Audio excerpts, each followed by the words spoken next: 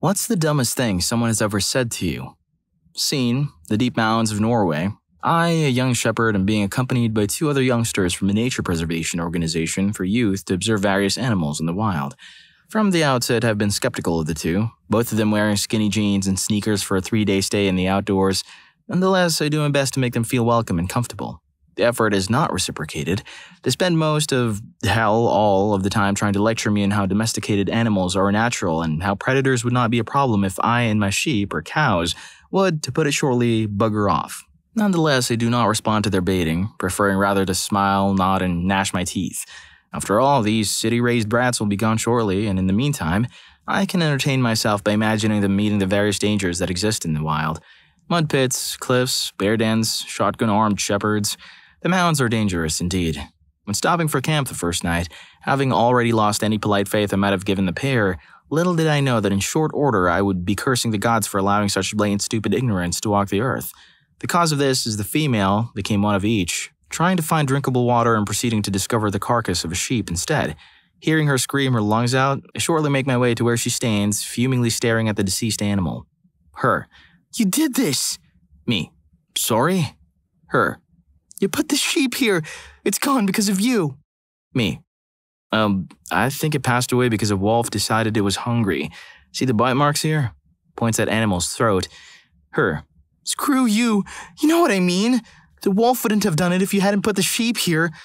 Me: "Well, it is hard to end something that isn't here, but he sure as hell would have hunted for something else." Gives apologetic shrug. Her: "What? No, he wouldn't." Me: What?" Her: "He wouldn't." Me: "Wouldn't what now?" Her: "He wouldn't do it. The wolf wouldn't do it if you didn't put sheep out here." Me: "He eats other things than just sheep, you know." Her: "I know that, but if the sheep weren't here eating all the food, then the wolf wouldn't have to hunt to survive." Me: "Say what now?" Following, I am given a long lecture on how our cows and sheep are eating all the good, natural plant foods, forcing the secretly vegetarian wolves, bears, and wolverines into mindless destruction. Shortly after, no longer trusting my own restraint in the company of these two, I phoned their supervisor and had them picked up on ATVs 2 hours later. I did some hard and comfortable thinking that night, alone in the mountain. Story 2. Same woman in both of these. Incident number 1, I got diagnosed with celiac disease and had been struggling with a gluten-free diet. The district manager was on site one day and said, "Oh, you wouldn't know anything about dieting. Well, when you're underweight from not getting enough nutrients, I guess people just think you can eat whatever you want." I walked out of the room. My boss must have told the district manager about my diagnosis and diet. She came and gave me an insincere apology for her comment. Incident number 2 was this summer. I went to a retirement party for a woman I worked with and who I always enjoyed working with. The same district manager was there. They had let me go 10 years earlier because I was unable to perform my job duties. Basically, I couldn't lift anymore because of my back and seizures. So then this witch, who was a higher up in one of the biggest nonprofits serving the developmentally disabled, asked me how I'm doing with my disabilities. I damn near choked on my soda. I said, "The best way I can." Then I asked her how she felt about having stomach stapling surgery and still having 3 chins all these years later, making her look like a bobblehead. I don't think she was expecting that. I followed it by asking how she feels about her organization lying to the state unemployment board, saying I'd been arrested for DUI with a client in the van when I'd never been arrested in my life, and if they enjoyed paying out 99 weeks for fun employment benefits for me. Nobody that worked there liked this manager. Her name was Scary Mary for a reason. I could have added in that it was a great idea she had to promote my friend, who has worked at the agency since like 2000, to assistant supervisor when she has a DUI, which disqualifies her from driving any agency vehicle.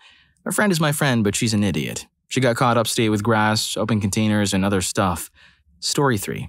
So I'm a paramedic, and I was responding to a call for a child who was altered. I arrive on scene and the firefighter hands me a limp 5-year-old. I immediately check if he has a pulse and is breathing, which he is, and take him into my ambulance to assess him. We try to verbally stimulate him and try to provoke a pain response, but we're getting nothing. As we're checking all his vital signs, which are all coming back normal, we prick his heel with a tiny needle to check his blood sugar, and he suddenly wakes up and starts crying. My partner and I looked at each other in relief. A crying baby or child is better than a non-responsive one. All his vitals continue to check out normal and his responsiveness is good.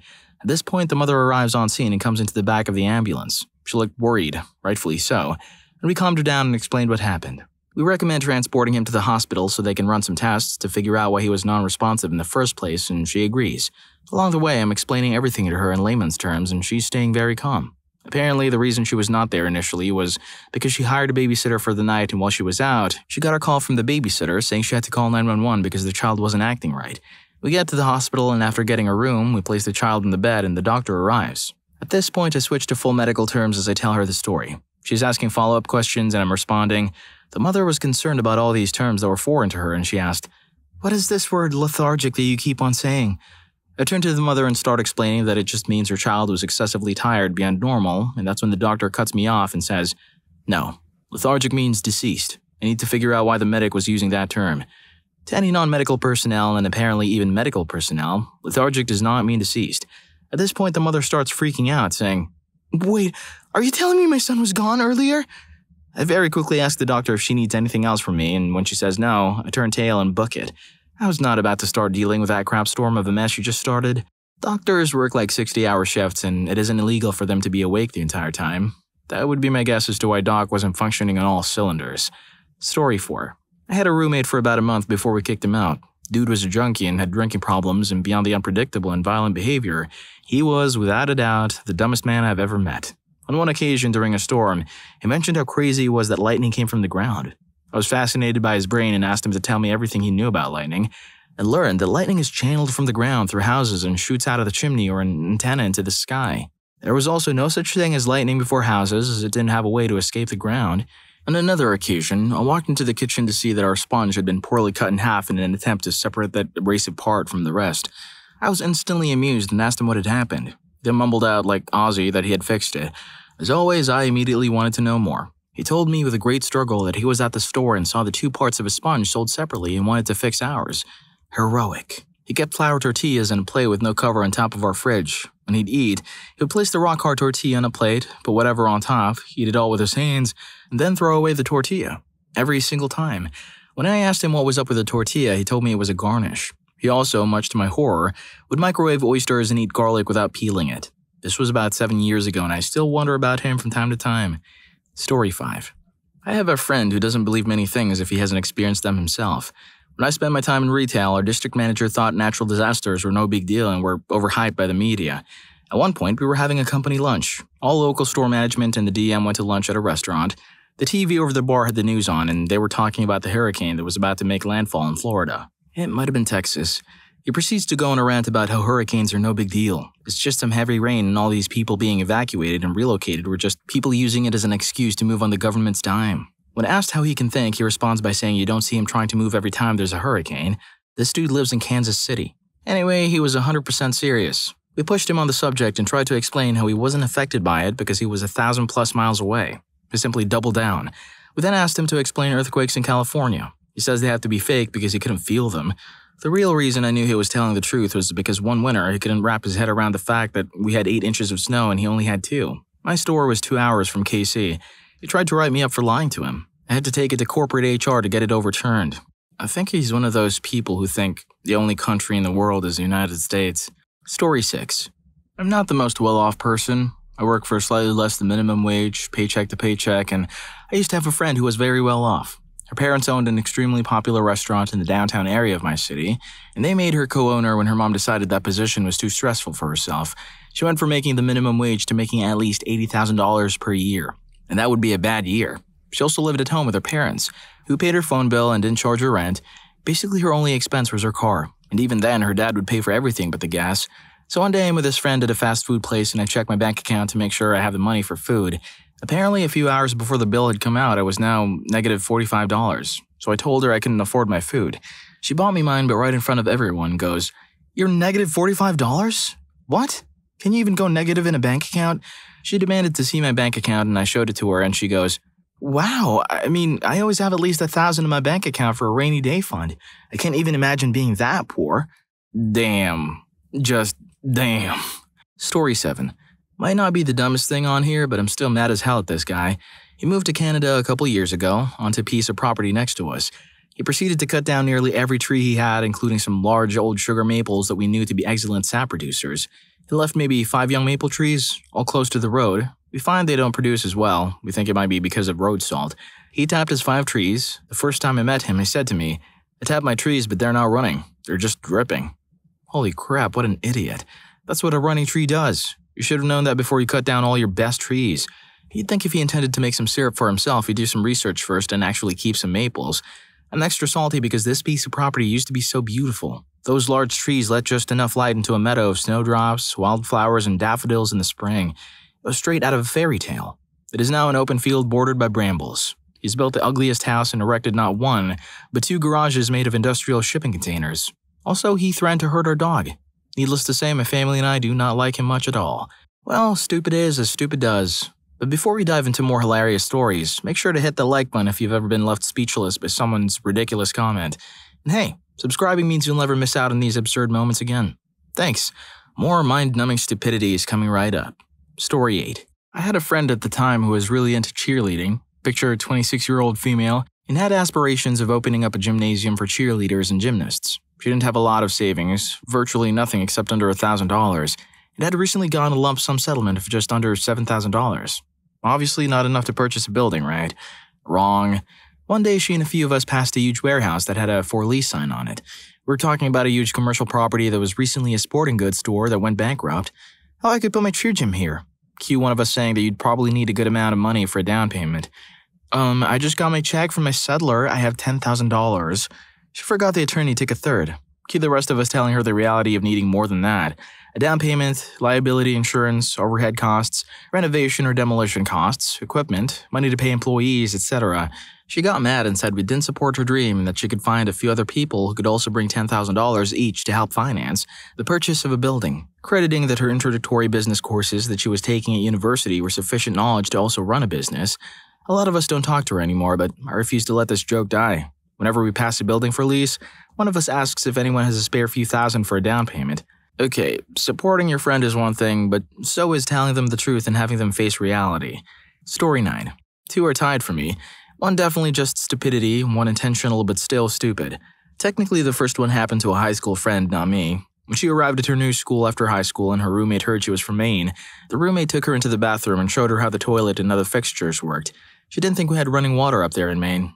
The other was that when I was at Air Force basic training in Texas, we got our head shaved on one of the first couple of days. Then had the hair trimmed again halfway through at the 3-week mark. Nobody talked to the recruits during the shaving, but during the trim, we were treated just like regular customers. So I sit down in the barber chair and the guy asks me where I'm from. Maine, sir. Oh, up in Northeast Texas. Now I immediately figured this was a town in Texas called Maine. I mean, if there was a Paris, Texas, and towns in Maine named Norway and China, why not a Maine, Texas? No, sir, I mean the state of Maine in New England. I'm from a town near Portland. Right, way up there in Northeast Texas. It took a bit longer.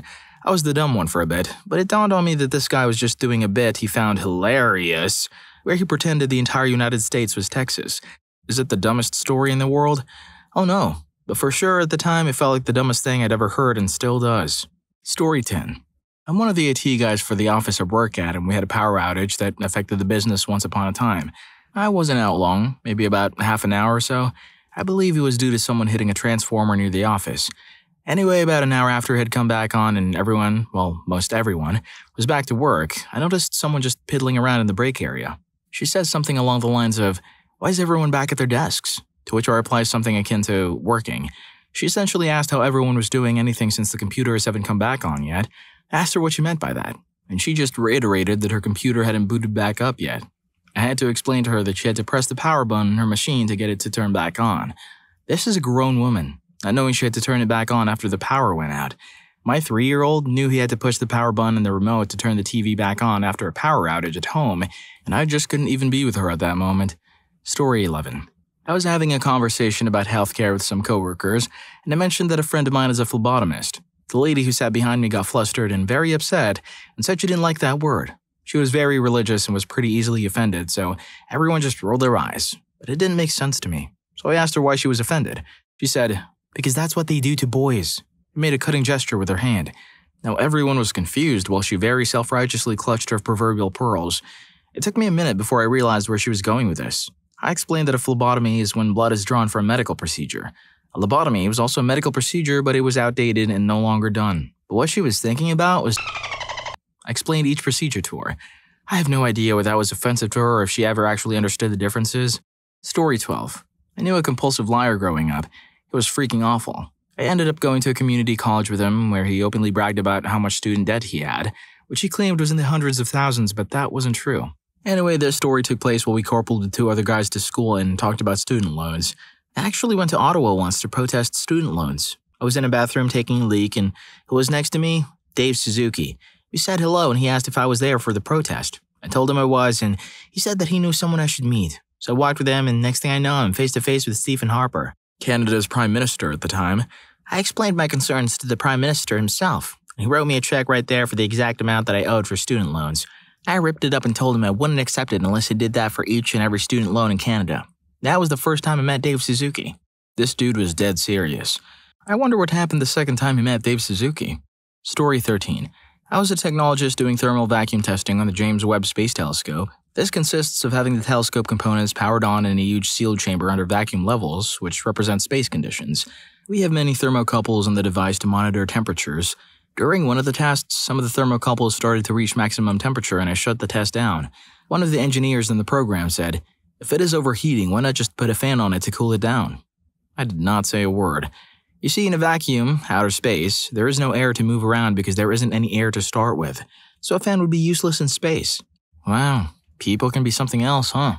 Think you've heard it all? Nope, there's more in the next video called, "What's your Are You Really That Stupid?" story. Story 2 will make you wonder how that person makes it through life. See you there.